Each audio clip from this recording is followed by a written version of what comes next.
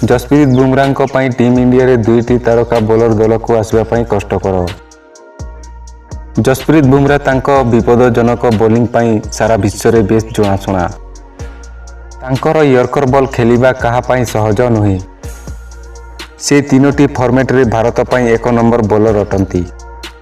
से दल रे निजर स्थान सीमेंट करिसंती। सेति ପାଇଁ भारत रे दुईटी खेलाड़ीक ପାଇଁ टीम इंडिया रे स्थान पाइबा कष्टकर हो जाइछि। नवदीप साइनी तांकर सांघातिक बोलिंग ପାଇଁ बेस जଣାशुना। गत वर्ष भारत ऑस्ट्रेलिया को परास्त करी सीरीज 2-1 रे जीति नैथिले। एही सीरीज रे नवदीप साइनी एक आश्चर्यजनक बोलिंग करिथिले।